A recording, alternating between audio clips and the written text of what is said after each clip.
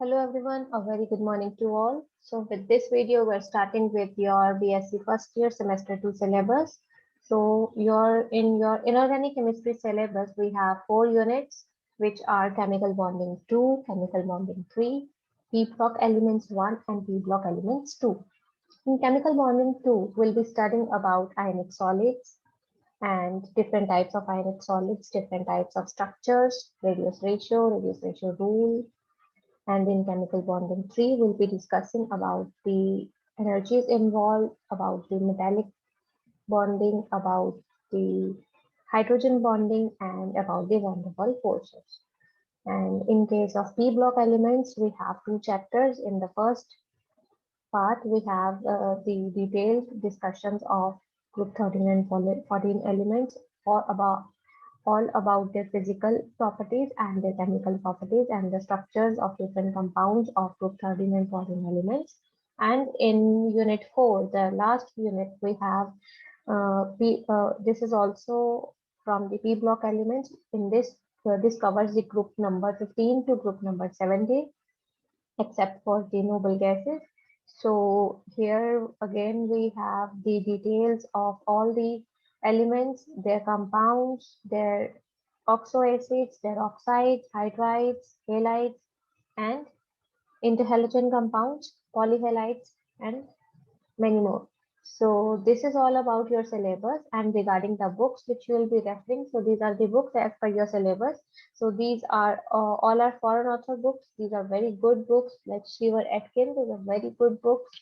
Again, this Jolly Modern Inorganic Chemistry, this is a very good book. Puri Sharma and Kalia, it's a very good book. Then Purcell is there, then Cotton and Wilkinson is there, then J.D. Lee is there.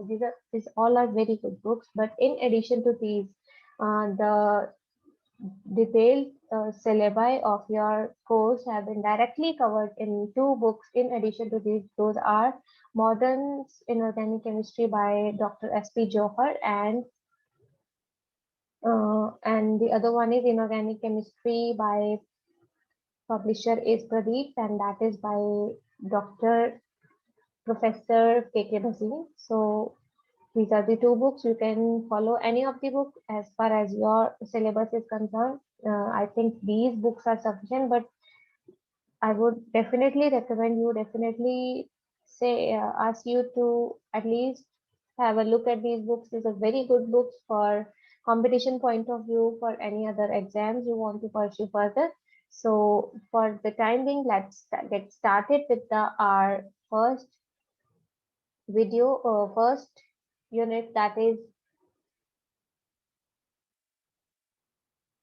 So here we have our first unit, that is chemical bonding 2. Let's get started. So we are starting here with the very first topic. So here we are to study the chemical bonding in ionic solids. But before that, let's have a brief overview of different types of solids and what solids are.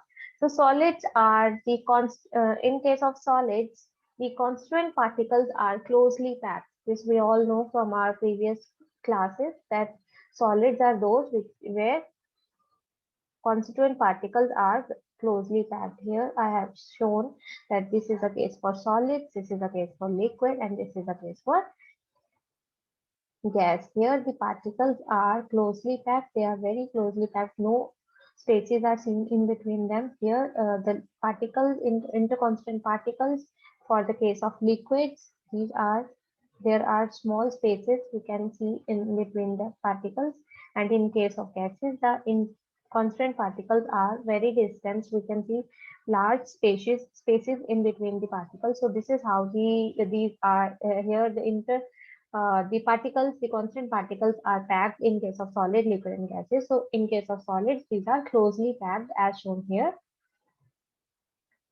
So constant particles are closely packed. There are strong intermolecular forces in between them.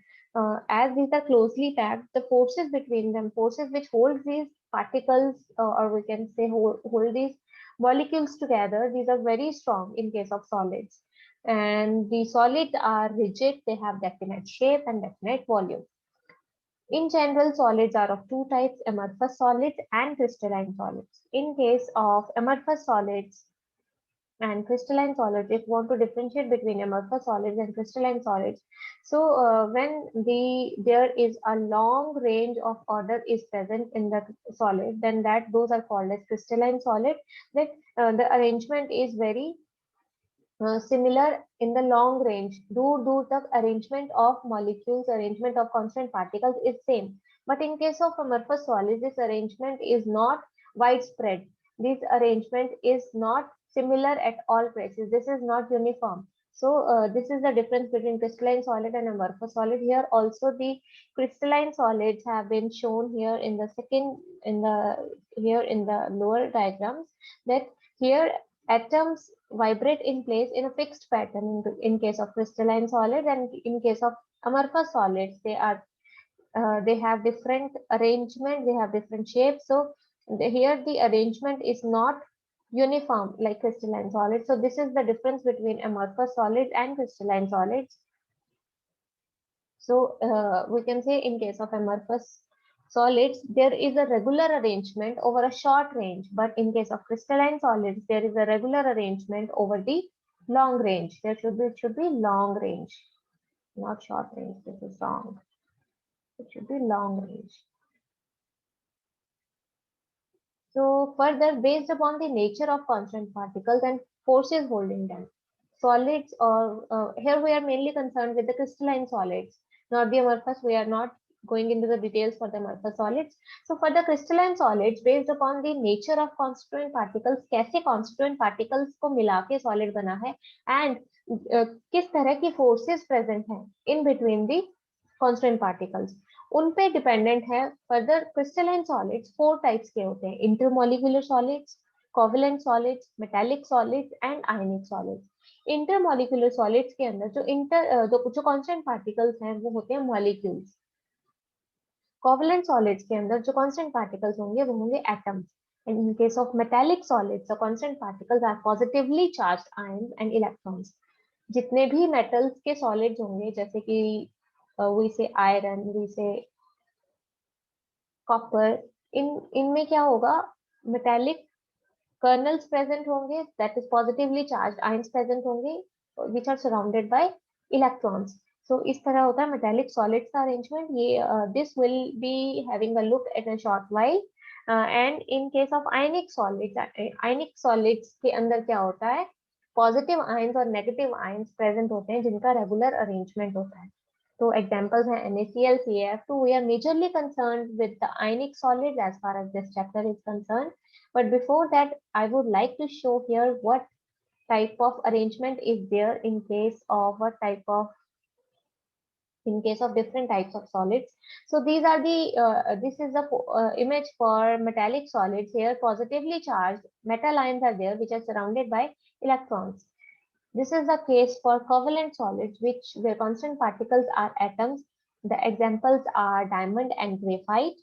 Here this is the example of this fourth one is the molecular solid, where dry ice has been shown. Here constant particles are molecules, and molecules there are forces are present in between the molecules which holds the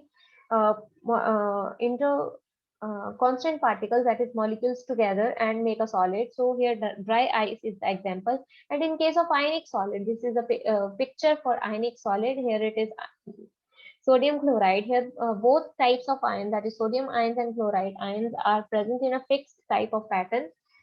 So this is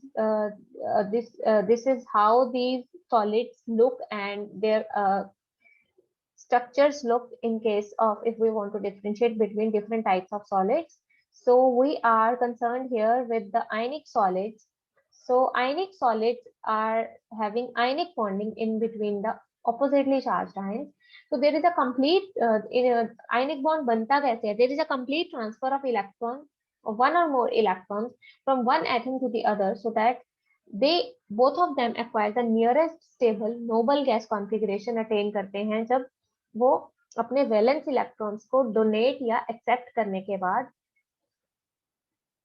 तो इस तरह से बनते हैं हमारे आयनिक solids. और इन compounds को यहाँ पे होती है आयनिक बॉन्डिंग, और इन कंपाउंड्स को हम कहते हैं ionic compounds.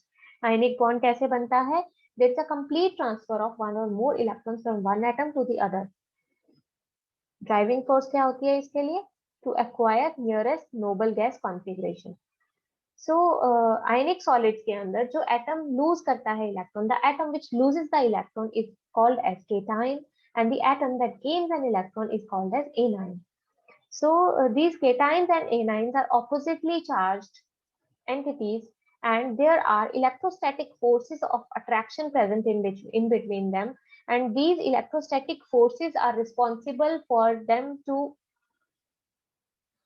responsible for their staying together. These cations and anions, why they stay together? Due to the electrostatic forces. And one more thing is the driving force is there, that when there is a formation of ionic compounds, what happens is there is a complete transfer of electrons. Anion loses an electron and acquires a noble gas configuration, and cation loses an electron and acquires the noble gas configuration, and anion gains an electron to acquire the noble gas configuration. Now, what makes them to stay together? What is the driving force? There is an electrostatic force of attraction between them. Also, now they are having their octets complete. They can go away from each other and stay happy as their octets are complete. Now they have attained stable noble gas configuration. But the driving force which comes into play here is that when they are present together, there is a formation of solid from the gaseous ions, because when they are ions, they are the gaseous ions. So when they are brought closer due to the electrostatic force, the gaseous ions get converted to the solid form, and definitely the gaseous ions are having more energy in comparison to the uh, compact solid state, the compact solid state. So the solid state is much more stable in comparison to the gaseous ion. So this is also the driving force for the formation of ionic solids.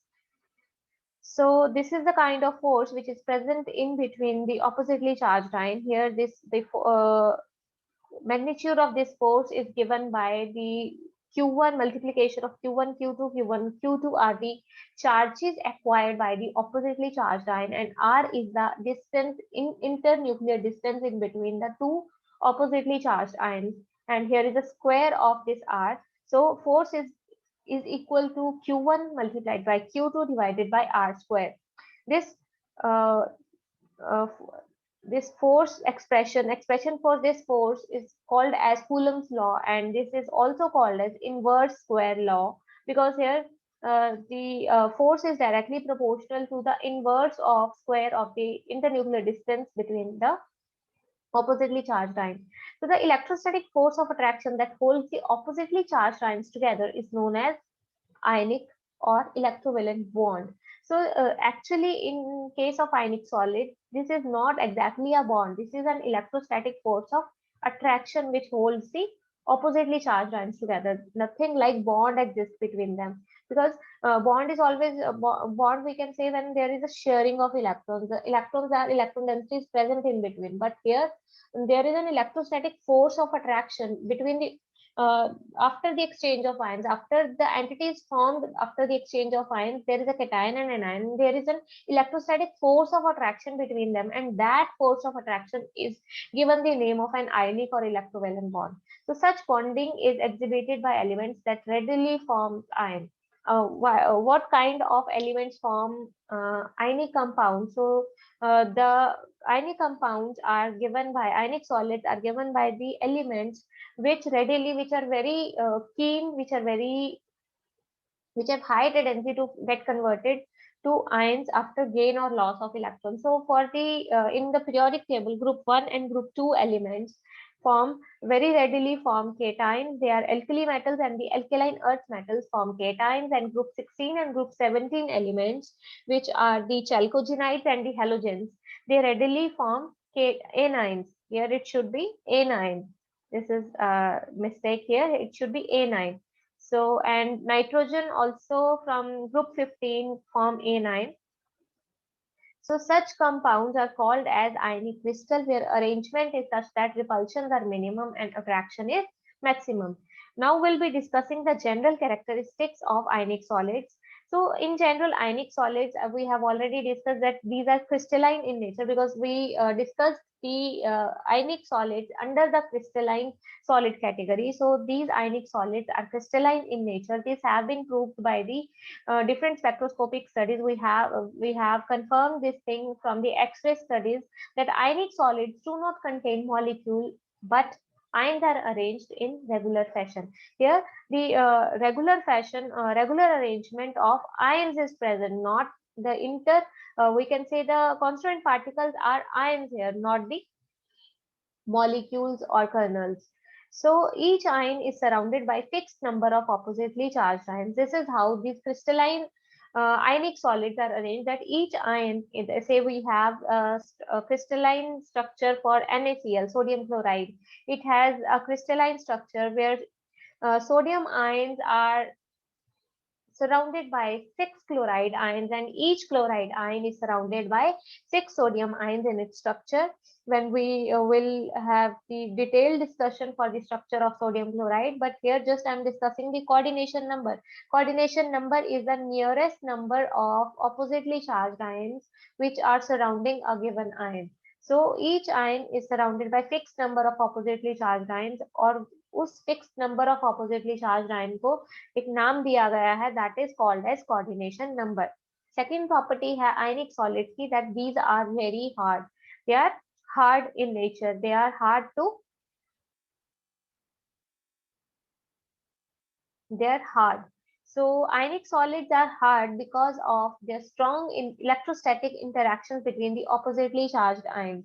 अब hardness depend किस चीज पे करती है, कौन सा आयनिक solid ज्यादा hard होगा, कौन सा आयनिक सॉलिड कम हार्ड होगा. Now it will depend upon the F, that is force of electrostatic interaction between the force of electrostatic attraction between the oppositely charged ions. More the force, more is going to be the hardness. So force in turn depends upon the charges present on the oppositely charged ion, and it is inversely proportional on the internuclear distance between the ions. So we can say for the hardness or force is directly proportional to Q, that is more the charge on the oppositely charged ion, more is going to be the hardness, and lower their size, smaller the size, more is going to be the hardness. So if we have here the ionic solids of, that is oxides of alkaline earth metals. Here we have the alkaline earth metal group, that is magnesium oxide, calcium oxide, strontium oxide, and barium oxide.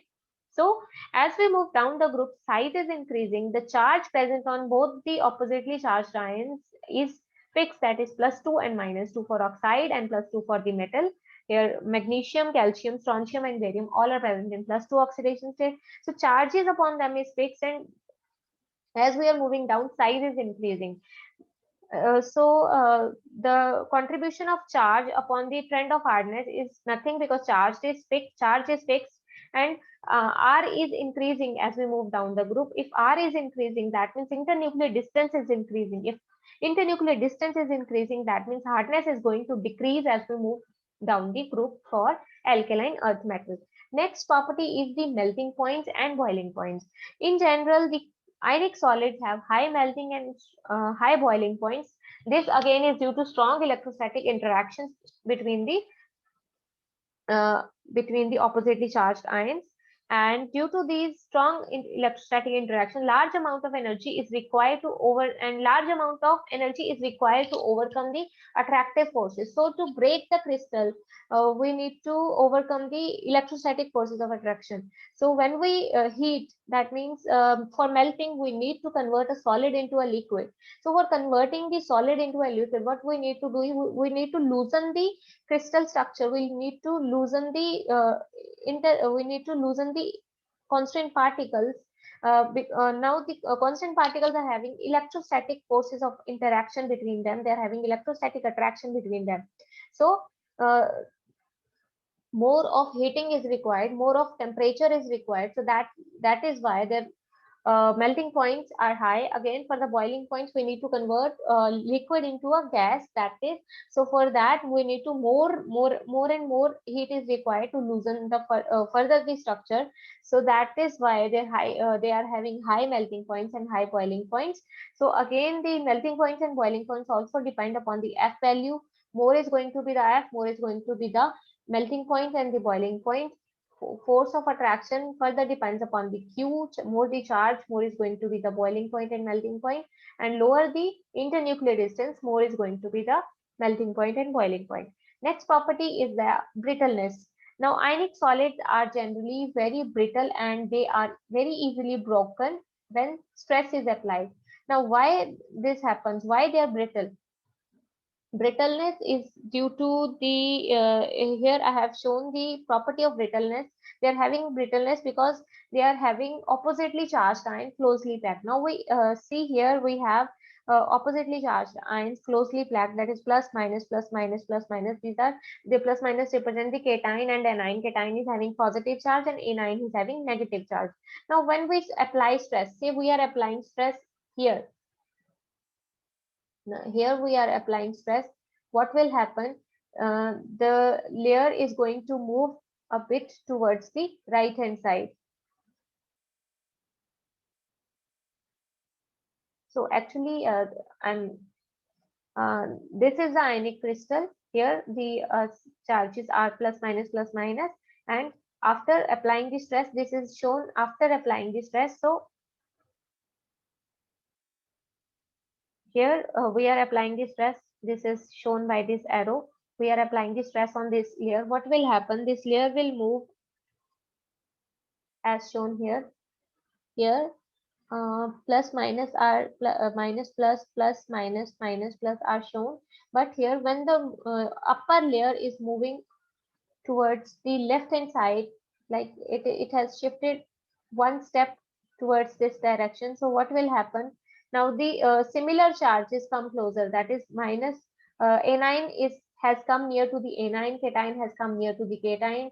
Again, the whole layer is having cation and anion near the corresponding cations and anions are nearer to each other. What will happen then? Now these are of similar charged ions that have come nearer. So that means there will be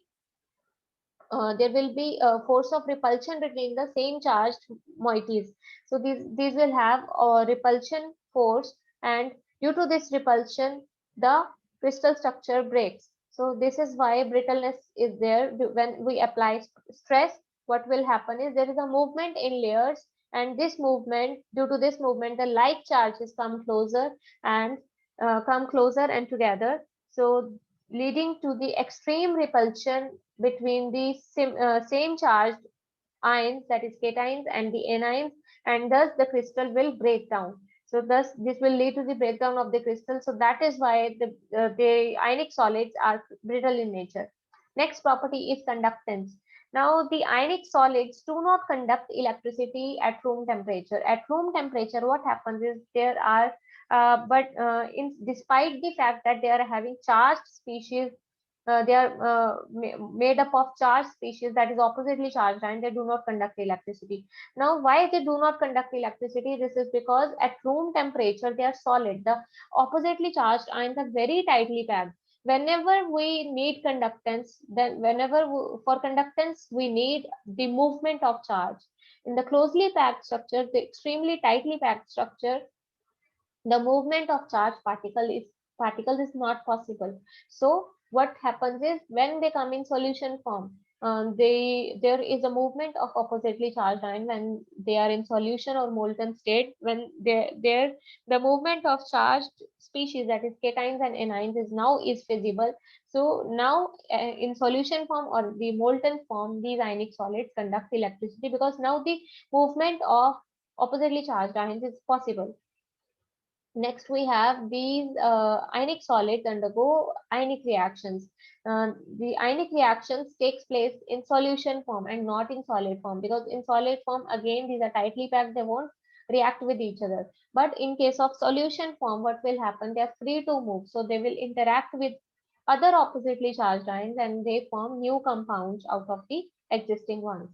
these ionic solids are having non-directional nature. The bonding in ionic solids is non-directional as it is uniform throughout over the long range, because there is no transfer of electrons. The electrons are the cations and anions are arranged in a regular fashion. So we can say there is the bonding is non-directional in nature.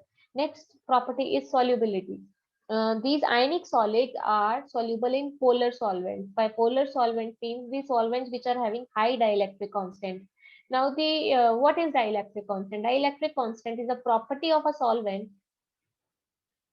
Say we have the dielectric constant of water is 80. So water is going to weaken the electrostatic forces 80 times by 80 times. So that is why dielectric constant is 80. So here this is the number. This number is the number of times the electrostatic forces between the oppositely charged ion are weakened when dissolved in that particular solvent whose dielectric constant is given. So for water it is 80 times. That means जो ions के बीच में से we are dissolving sodium chloride in water. What will happen is sodium और chloride के अंदर जो electrostatic forces of attraction है, दोनों के बीच में जो अट्रैक्टिव फोर्सेस है वो 80 टाइम्स वीक हो जाएंगी when we will dissolve sodium chloride in water. So that is why these ionic solids dissolve in polar solvent. And polar solvents करते क्या हैं? Polar solvents means जिन solvents के अंदर जो they are made up of, there is a charge separation between the constant elements. Say water है, इसमें oxygen is more electronegative, so there is a charge separation. Polar solvents करेंगे क्या? Say we have dissolved sodium chloride in water. This is a positive cation, that is sodium ion, and this is chloride ion. So this is sodium ion will be surrounded by water molecules where oxygens will point towards the positively charged ion. They will surround the sodium ion in such a way that oxygens are pointing towards because they are negatively charged. The chloride ion, which is negatively charged, they will be surrounded by the water molecules with hydrogen atoms towards the chloride ion. So this the property of water to surround the charged particles is called as hydration. So more the hydration, more is going to be the solubility and more is going to be the energy release. तो hydration से जो energy release होएगी, hydration जो हो रही है यहाँ पे, ये जो वाटर मॉलिक्यूल्स सराउंड कर रहे हैं ऑपोजिटली चार्ज आयंस को, ये जो बॉन्ड फॉर्मेशन या एक नेटवर्क बन रहा है, इसमें जो एनर्जी रिलीज होएगी, ये energy will help us to break the crystal, to separate the ions which are which are having electrostatic forces of interaction between them, forces of attraction between them. So water molecules around the oppositely charged and stabilize them individually. ये hydration से क्या हो गया? Water ये जो ions है, sodium और chloride ions है, दे आर उनको स्टेबल कर दिया वाटर मॉलिक्यूल्स ने बाय सराउंडिंग देम. सो यहाँ से by the formation of this hydration sphere, large amount of energy is released. This energy is called as hydration energy, and this hydration energy is sufficient for breaking the crystal lattice. So ionic solids are not soluble in organic solvents as the organic solvents are non-polar and they are having low dielectric constant, and there is no hydration, or we can say no solvation is there in case of non-polar solvents. So oppositely charged ions are not able to stabilize themselves in case of non-polar solvents. So that is why they are not soluble in non-polar solvents. So this is all about the physical properties of ionic solids. Further, we'll have the packing of packing in solids, how the solids are packed. There are different ways. So this is all about this video. Thank you so much.